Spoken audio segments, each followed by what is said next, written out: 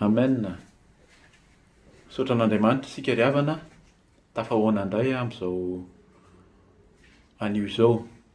Hifampahery, hifampizara ny tenin'Andriamanitra ka dia alohan'ny zavatra rehetra dia hivavaka isika. Hivavaka isika tompoko, ry Andriamanitra iray, ry Jesosy Kristy Tompo, ry avo indrindra, ry be voninahitra, hatramin'ny taloha ankehitriny ary mandrakizay, mideranao izay mankalaza anao, misaotra anao raha tafahoana ary indrindra tafaresaka aminao indray ankehitriny, hifampizara, hifampahery, hitondra ny tenin'ny fahamarinana izay avy aminao Jesosy Kristy, ary indrindra mba hiambenanay, hiazakazahanay, andehananay any amin'ny voninahitra ao, hitondranay any amin'ny ranon'ny dia ny fanjakanao Jesosy Kristy. Ka dia ampio zay, ahitahiry, hitondra tena, ahafantatra ny tena sitraponao marina, ka izay fanambarana, izay fampaherezana, izay teny ambareto eka tsisy ho tanteraka fa tsy ny sitraponao mangataka anao fanahy masina, hanositra tanteraka, ho ka tsisy ambara Tompo, ho ka tsisy hoeninay koa fa tsy ny feonao, fanahy masina midina, mitoera aminay, manjaka ianao.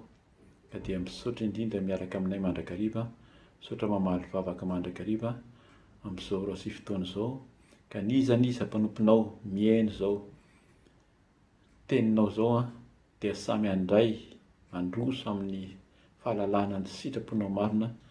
Ka dia misaotra indrindra Tompo, aminaranao Jesosy Kristy avy any Nazareta nanaovanay izany vavaka izany. Halleloia, amen. Amen. Dia araka ny teny teo zany dia ho ampitomboina amintsika rehetra ny fahasoavana sy ny fiadanana avy amin'Andriamanitra iray, dia mamerina ny fiara-pana mandrakariva Tompoko. Ny tenin'Andriamanitra ho raisintsika androany dia ao amin'ny Jaona voalohany toko 5, ny 7:40, 4:40 ary ny 5:10.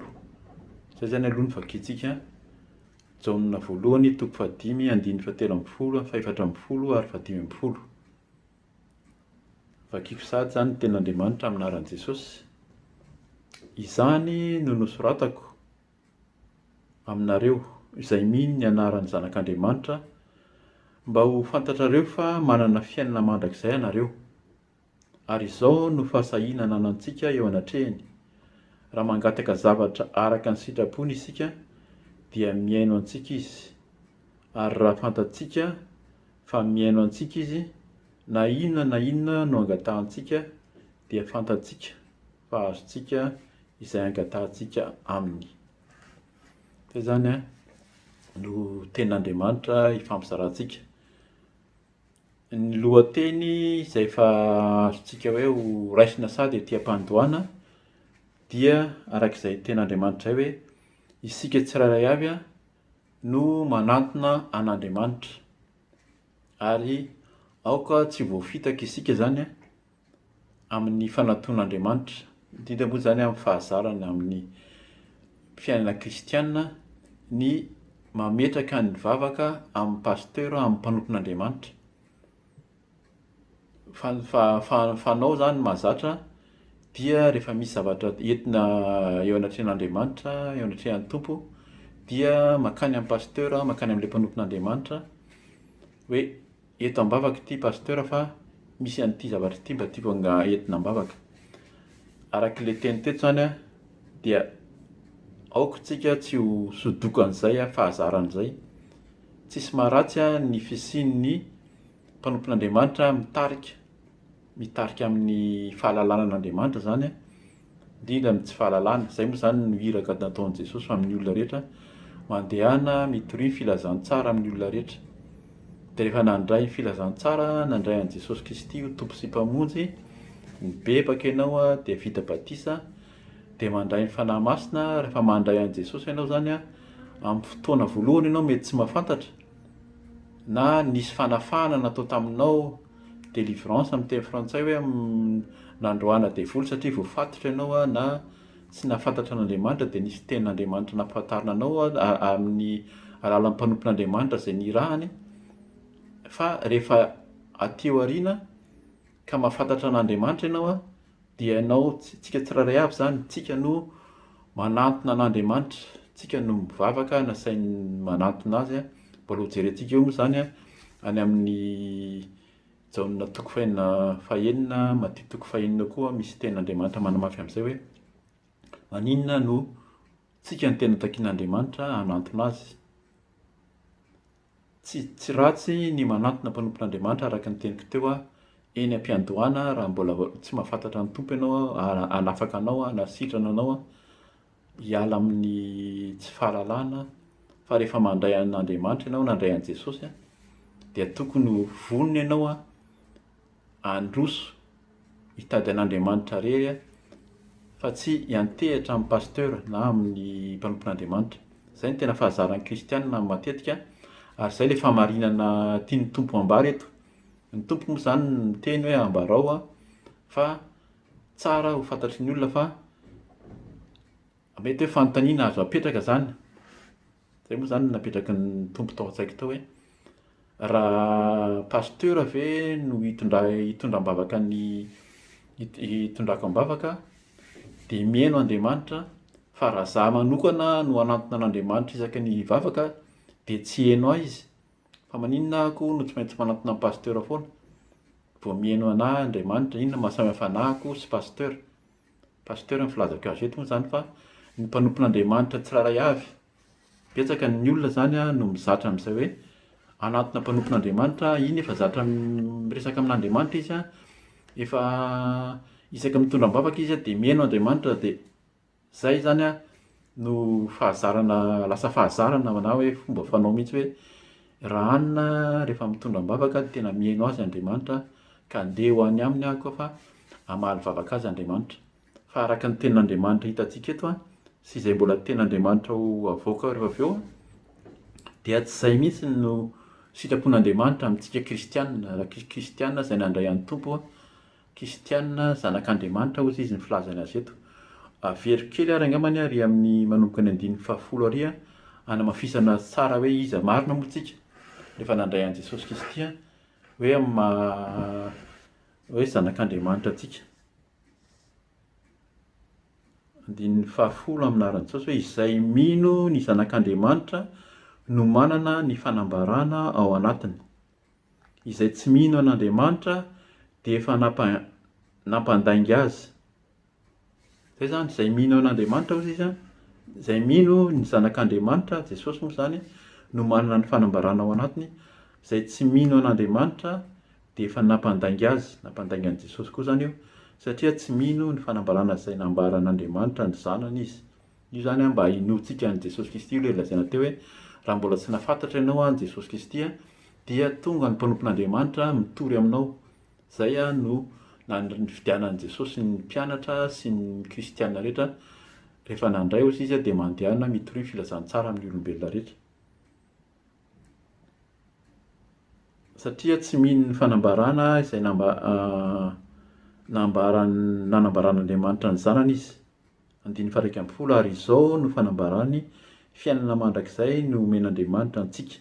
Antsika io antsika tsiraray avy fiainana mandrakizay no omen'Andriamanitra antsika, fa tsy hoe ho an'ny mpanompon'Andriamanitra izay nitondra am-bavaka ihany, fa ho antsika tsiraray avy dia fiainana mandrakizay no omenantsika ary ao amin'ny zanany izany fiainana izany.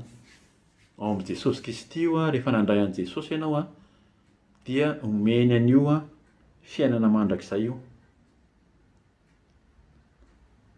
12 izay manana ny zanaka no manana ny fiainana, izay tsy manana ny zanak'Andriamanitra tsy manana ny fiainana.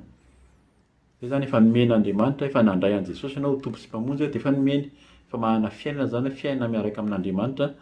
Raha kristianina isika ka mbola miantehitra, tsy hoe tsy ombom-bavaka amin'ny kristianina hafa, fa misy dia tena miantehitra mihitsy satria misy zany zay ilay hoe hanambarana ny fahitsiana sy ny fahamarinana. I Jaona moa zany eto verena kely ihany eto satria fa nisy fampianarana an'izay ihany teo aloha. Jaona eto dia efa nahazoazo taona, efa nahazoazo taona zany Jaona eto talohany no nanidinana azy tany amin'ny Patmos zany no nanoratany an'ity jauna voalohany ity zany jauna faharoa sy fahatelo.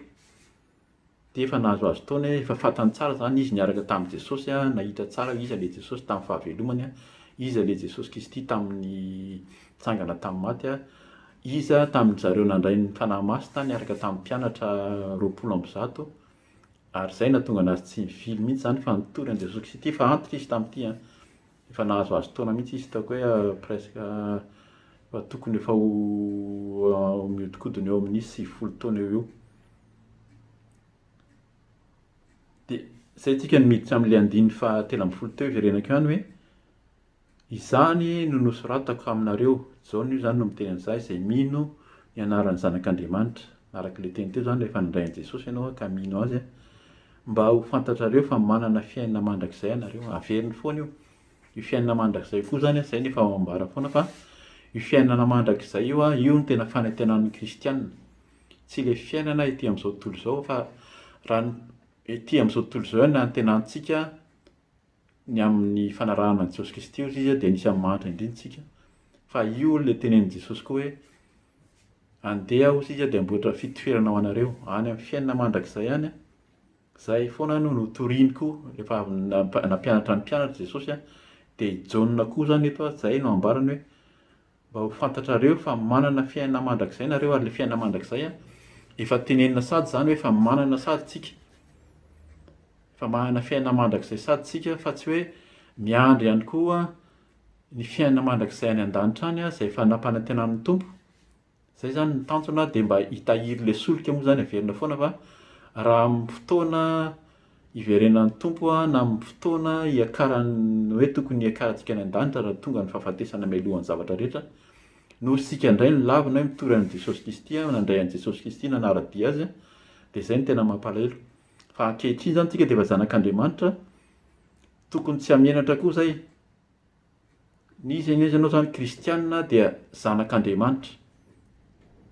Misy mamenatra manko hoe tsy mahasosotro zany ohatran'ny mahintshintsy be zany fa nahoana no atao hoe zanak'Andriamanitra. Zanak'Andriamanitra tsika tenin'ny Jaona eto averiny foana fa zany no soratako aminareo izay mino ny anaran'ny zanak'Andriamanitra dia izany ihany koa ny zanak'Andriamanitra, zanak'Andriamanitra koa tsika. Mba ho fantatrareo fa manana fiainana mandrakizay ianareo. Izao no fahasahiana anantsika eo anatrehany raha mangataka zavatra araka ny sitrapony isika dia miaino antsika izy. Io zany no tena atao hoe fototry n'le resaka teo hoe miandry ny pasteur foana ve tsika, miandry ny tompon'Andriamanitra foana ve tsika. Le mahazanak'Andriamanitra atsika teo any amin'ny ty jauna voalohany toko fahadimy ty any andiny voalohany moa zany satria tsy mivakiana teo izy zay mahatonga anako hoe verenako ihany angamba mba tsy le hoe mamenatra antsoina hoe zanak'Andriamanitra. Any amin'ny andiny voalohany any izy miteny hoe izay rehetra mino fa Jesosy Kristy no naterak'Andriamanitra ary izay rehetra tia izay niteraka dia tia izay naterany koa.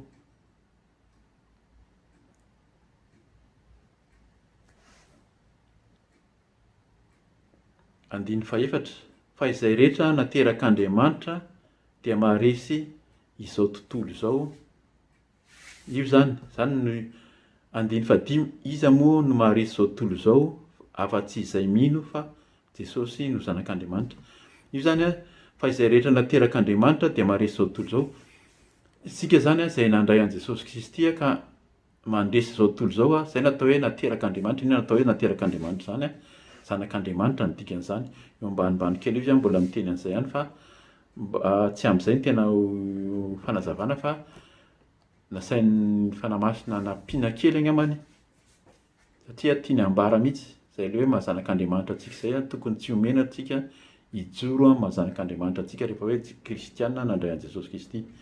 Andiny fahaefatra amby folo ary izao no fahasahiana anantsika eo anatrehany raha mangataka zavatra araka ny sitrapony isika dia miaino antsika izy. Zay zany izy tsy miteny hoe raha mangataka zavatra araka ny sitrapony ny mpanompon'Andriamanitra na ny pretra na ny pasteur na ny mpiandry na ny evangelista na ny mpaminany, fa isika tsirairay avy raha mangataka zavatra araka ny sitrapony isika dia miaino antsika izy. 5:10 Ary raha fantatsika fa miaino antsika izy na inona no angatantsika dia fantatsika fa azontsika izay angatantsika aminy. Raha fantatsika fa miaino antsika izy, zay zany mila fantatra koa, mila mahafantatsika fa miaino antsika, ahoana ny ahafantarantsika fa miaino antsika izy dia antsika araka ilay teny teo fa zanak'Andriamanitra isika. Efa mino ianao fa zanak'Andriamanitra Jesosy dia ianao koa anisan'ny nateraka no Jesosy Kristy no nahatsoina antsika ho isan'ny mahazanak'Andriamanitra antsika. Mety hoe misy fanazavana lavalava moa ny amin'izay inona mahazanak'Andriamanitra antsika izay kristianina amin'izao fotoana izao, indrindra antsika malagasy. Ny tena natsoina n'Andriamanitra ny fidiany dia ny zanak'Israely.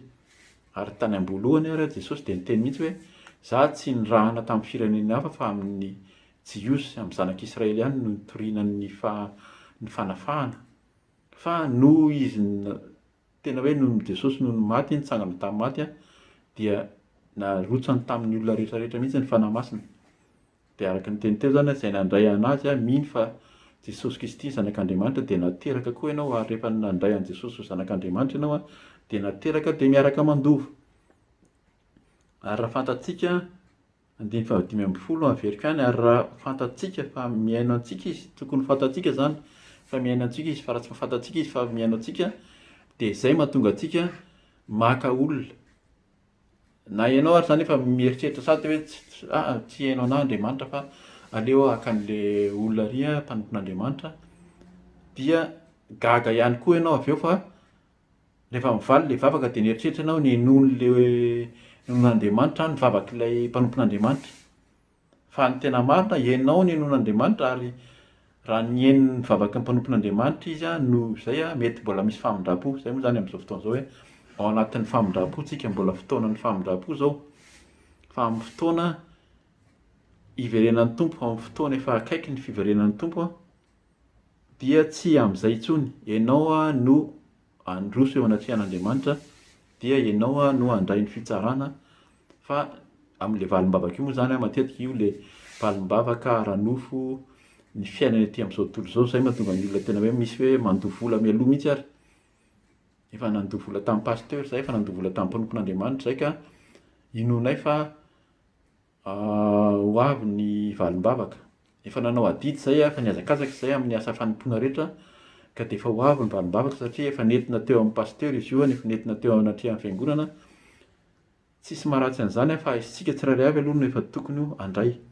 Tokony fantatsika, raha fantatsika fa miaino antsika izy, tsika zany, tsika tsirairay avy, mety tsika mitambatra fa ianao voalohany indrindra miaino antsika izy andeha Jesosy zany na inona no angatantsika dia fantatsika fa azontsika izay angatantsika aminy.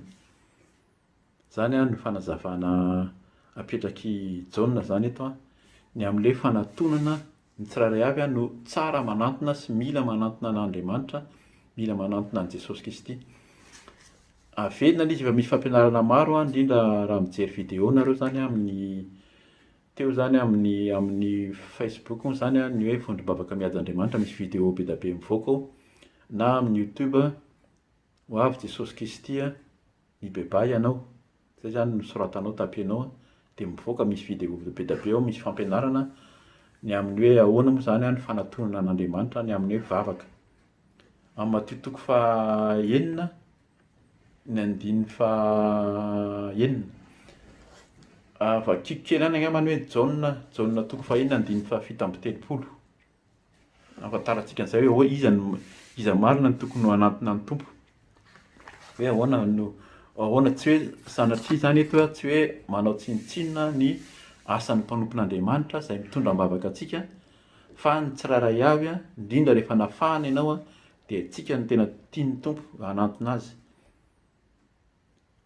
Jaona 9:7-7 mivaky toy izao aminaran'i Jesosy hoe izay rehetra omeny raiko ahy no anantona ahy, ary izay manantona ahy dia tsy mba ho laviko mihitsy. Jesosy no miteny an'izany. Araka le famakiantsika teo zany a, fa izay rehetra omeny raiko ahy no anantona ahy. Lefa natsoina ho zanak'Andriamanitra tsika, Andriamanitra mihitsy zany le ray a no efa mifidy mialoha anao rehefa mahafantatra an' Jesosy ianao zany a, rehefa nandray an' Jesosy a hoe tena tompo sy mpamonjy a, efa Andriamanitra mihitsy any an-danitra any zay mamaly vavaka no efa nifidy, efa nomeny, efa nandamina ny lalanao zany e. Zay rehetra omeny raiko ahy no anantona ahy. Raha tsy nomeny ray an Jesosy zany ianao dia tsy hanantona azy mihitsy.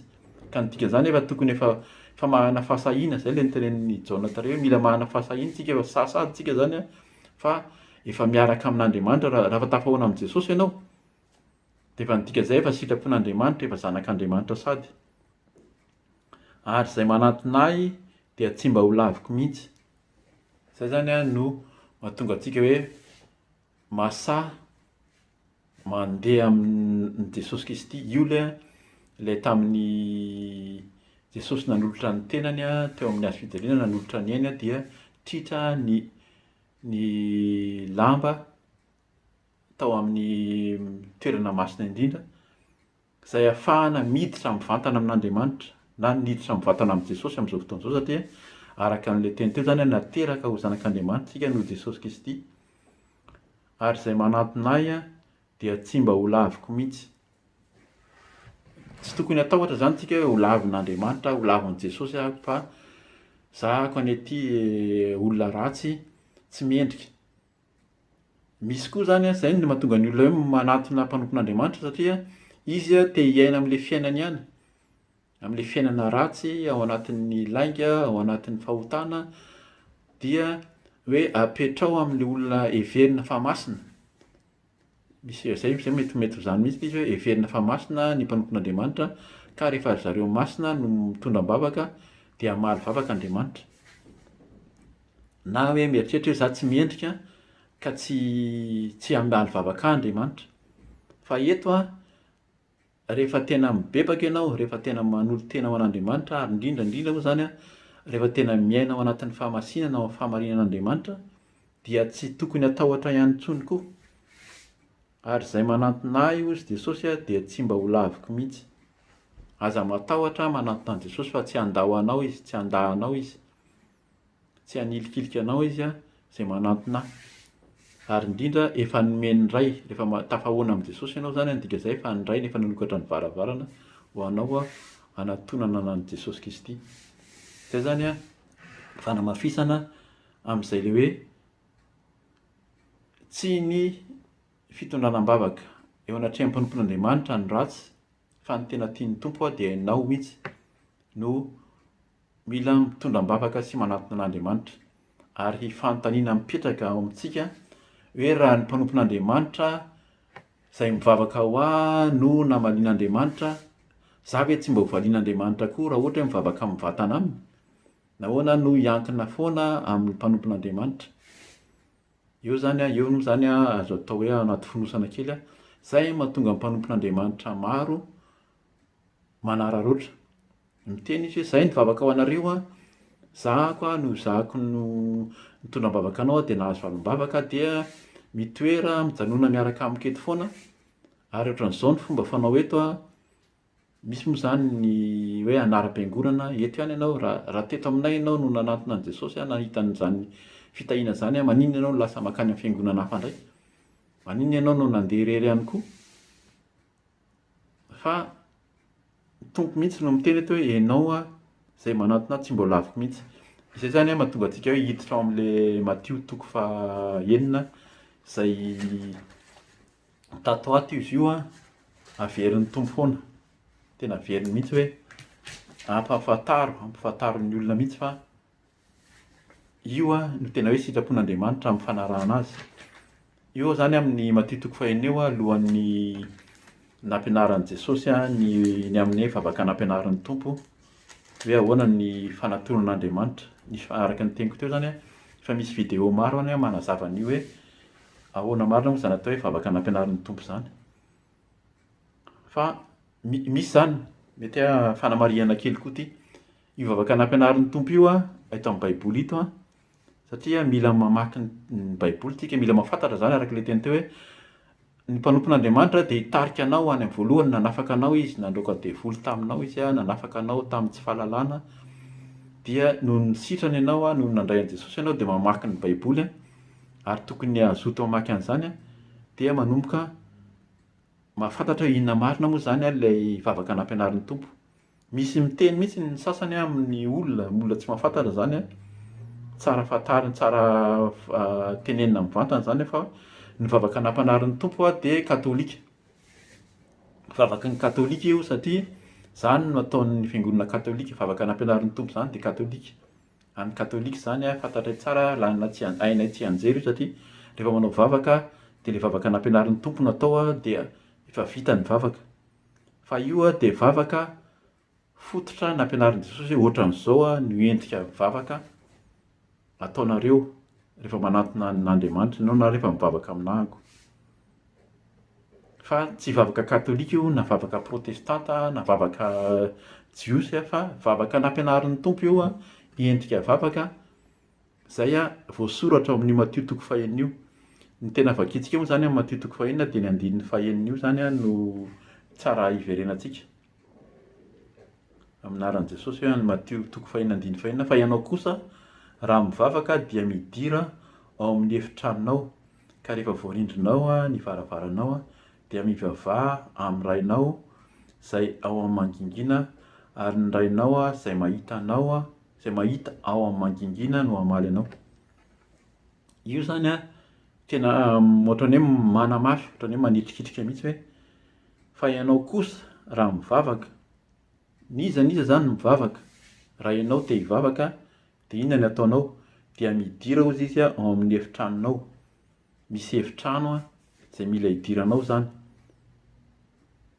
Ary rehefa voarindrinao ny varavaranao dia mivavaha amin'ny rainao.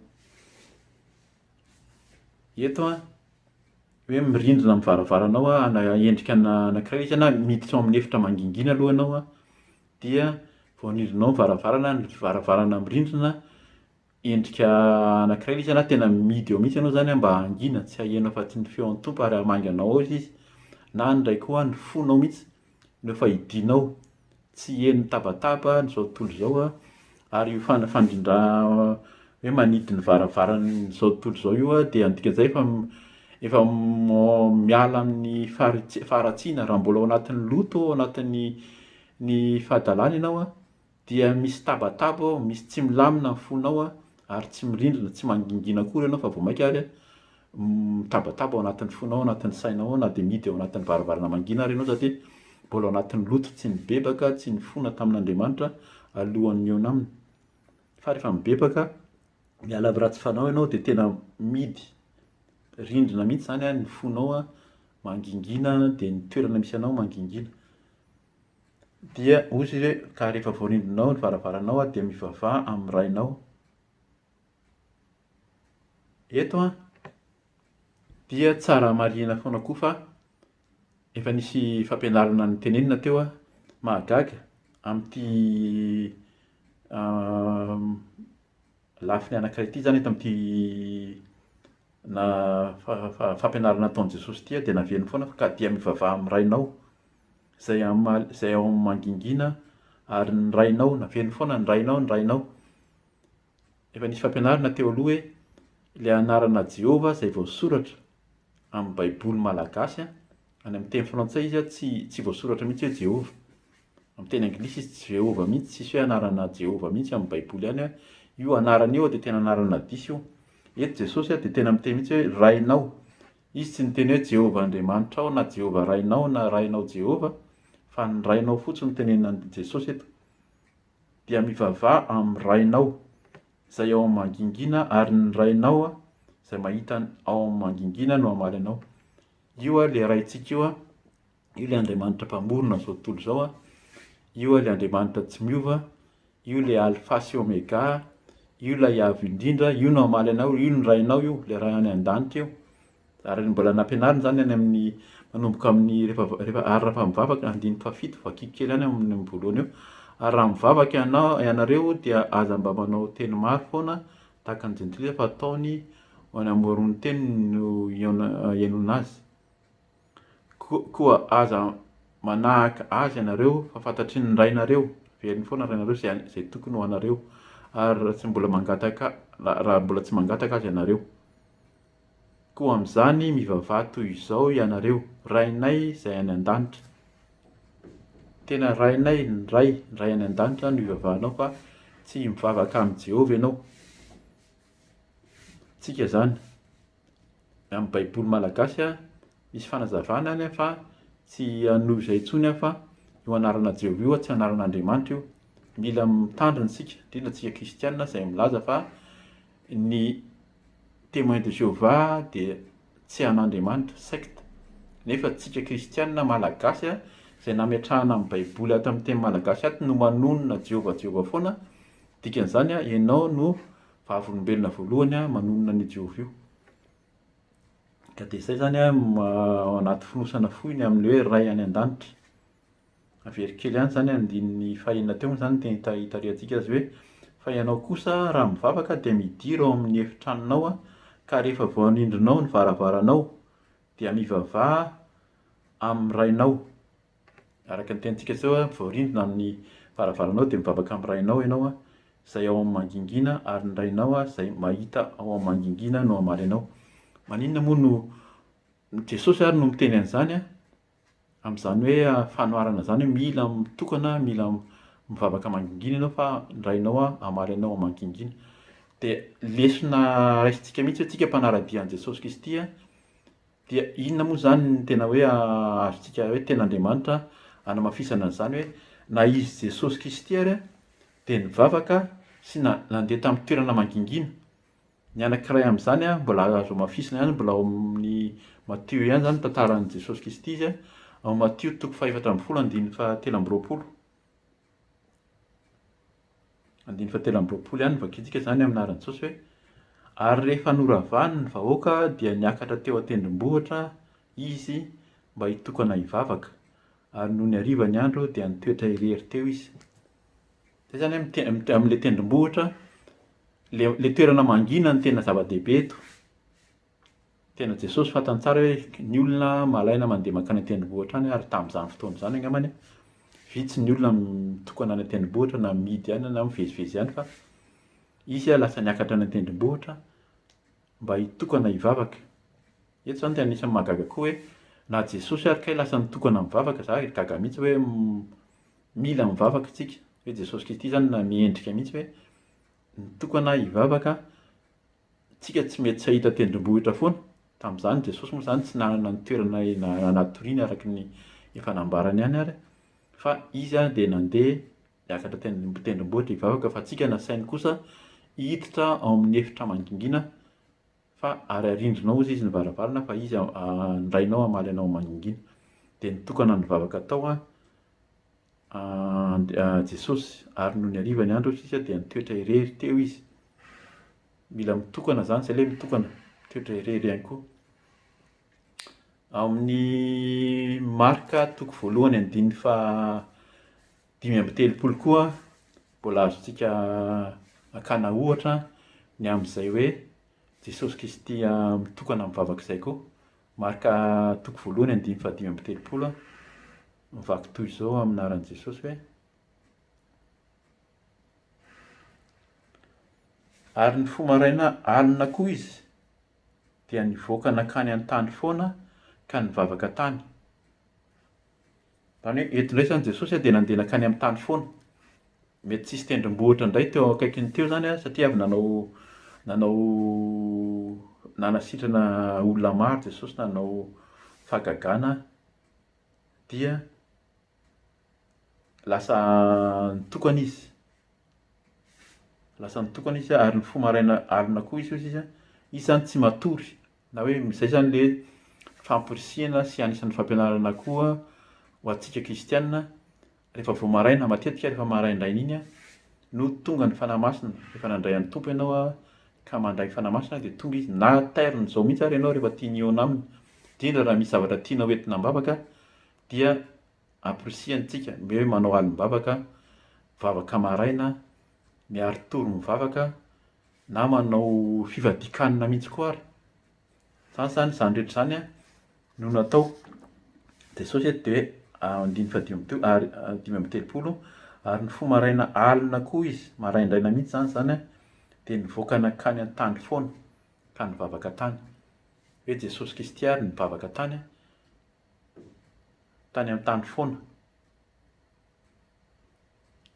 Rehefa avy nanao fahagagana, nanao efa ino moa teo, rehefa nanasitrana sy nanao zavatra maro teo anatrehan'ny vahoaka. Ny andininy Jaona ao amin'ny Marika miditra any amin'ny Luka indray tsika. Ao amin'ny Luka koa zany misy mitovitovy amin'io ihany Luka 4:4, andininy 12:7. Fa kiko eto amin'ity Luka 4:4 andininy 12:7 ty fa kiko kely ihany ny amin'ny manomboka 8:30 satria misy fampianarana fohy eo raisitsika amin'ny anaran'i Jesosy. Ary no nitsangana niala tao amin'ny sinagogy Jesosy dia niditra tao an-trano Simona ary azo nitazo mafy ny rafozam-bavin'i Simona ary izy ireo nangataka taminy hahasitrana azy. Dia nitsangana teo akaikiny izy ka noteneny mafy ny nitazo dia niala tamin'ireo vehivavy zany. Ary nitsangana niaraka tamin'izay izy ka nanompo azy ireo. Ary raha nilentika ny masoandro ny olona rehetra izay nanana marary tamin'ny aretina samihafa dia nitondra azy teo aminy ary dia nametra tanana tamin'izy rehetra tsiraray izy ka nahasitrana azy.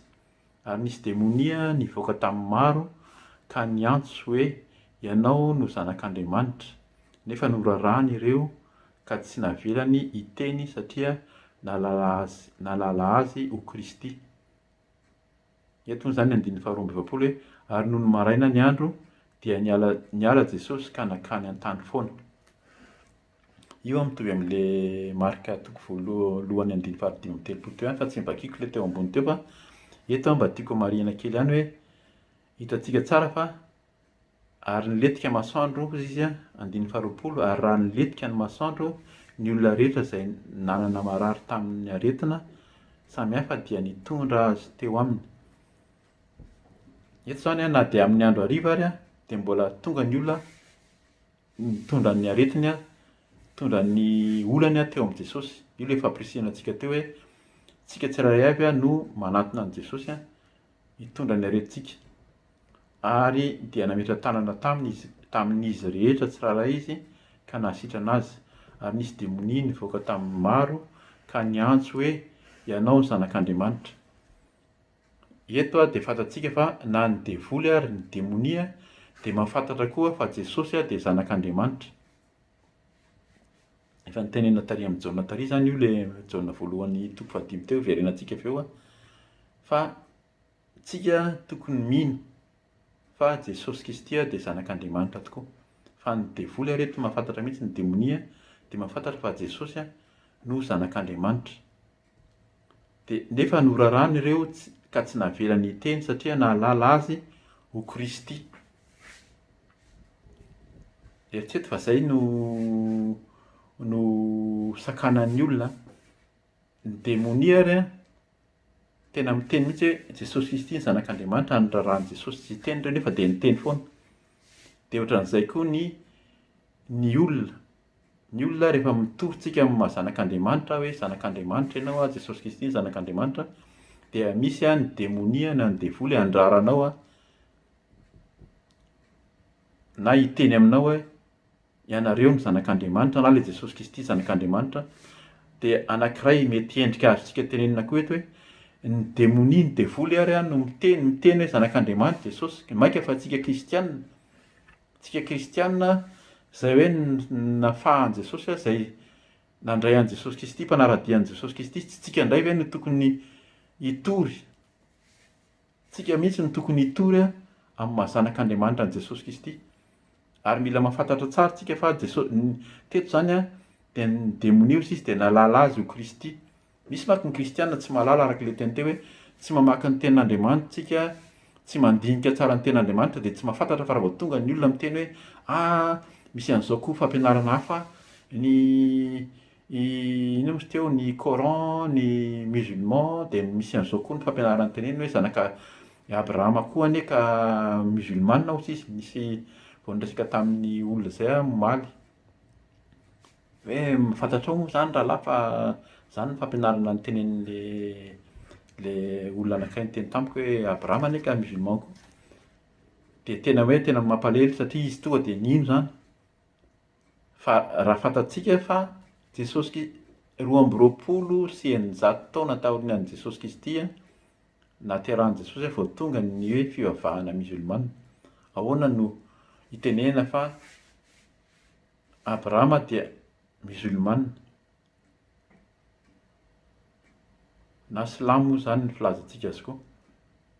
Ka zay mila fantatsika le fampianarana, raha tsy nahalala ianao dia ianao zany mbola resy lavitra reto démonie reto zay mahalala mihitsy fa Jesosy Kristy no Kristy.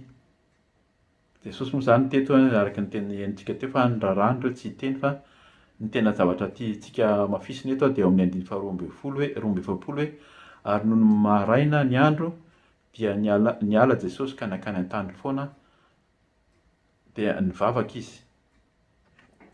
Zay foana zany nataon'ny Tompo tsy mihaino ny teny sy ny tabataba zay misy aty amin'izao tontolo izao, na ny devoly io na ny manodidina anao betsaka ny fitabatabana ary le teny teo hoe ny fahotana sy ny faharatsiana koa zany ozy izy ny hevitra mampisarakareo amiko ozy izy ny tenin'Andriamanitra. Tsy ahitany soa, tsy hidiran'ny soa aminareo ary tsy hamaliko anareo koa. Le tabataba ny fahotanao de ny devoly ny mahay ampanganao de enonao fa tsy samy mivavaka rery tsy mivavaka rery anao fa miteny hoe entiko amin'ny mpanompon'Andriamanitra fa izy ny masina ka izy ny tokony valian'Andriamanitra fa tsika tsirairay avy no tokony hanantona tahaka ny nataon'i Jesosy hiendrika ao anatin'ity amin'izao fotoana izao amin'ity faritra fampirizantsika ity moa zany de hoe niendrika nataon'i Jesosy raha nanantona an'Andriamanitra izy ary izy koa ary de mivavaka. Miliko ihany zany 5:4 ahitantsika zany hoe ahoana moa zany Jesosy koa nivavaka koa 5:5 aminaran'i Jesosy hoe 5:4 tasofany amin'ny 4 ny voajeriko teo.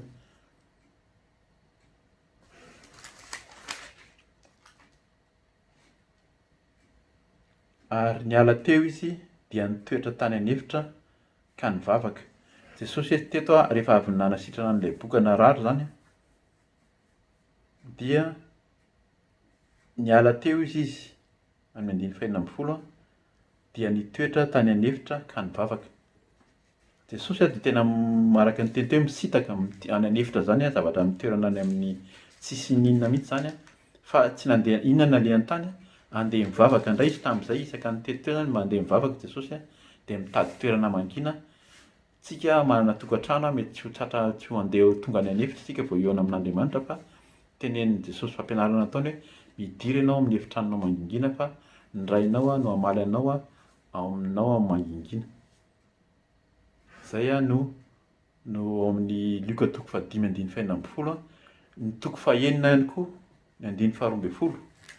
Luka 5:9 mbola misy manamafy amin'izay hoe inona nataon'i Jesosy rehefa miasa izy na alohan'ny miasa 5:12 mivaky toy izao aminaran'i Jesosy hoe ary tamin'izany andro zany dia lasa nakany an-tendrombohitra Jesosy mba hivavaka ary naharitra nivavaka tamin'Andriamanitra nandritry ny alina izy. Eritrereto mandeha mivavaka any an-tendrombohitra rery indray Jesosy ary naharitra nivavaka tamin'Andriamanitra. Izy zany mivavaka amin'Andriamanitra fantatsika fa Jesosy Kristy amintsika kristiana zanak'Andriamanitra nefa koa Andriamanitra ihany koa. Zany hoe miresaka izy. Fantany tsara fa izy dia misy toerana any an-danitra any zay mahatonga antsika hoe manana fahantenana antsika. Misy toerana any zay omaniny Tompo nomaniny ray ho antsika dia miresaka amin'Andriamanitra izy nandritry ny alina dia mivavaka amin'ny toerana mangina tahaka ny any an-tendrombohitra.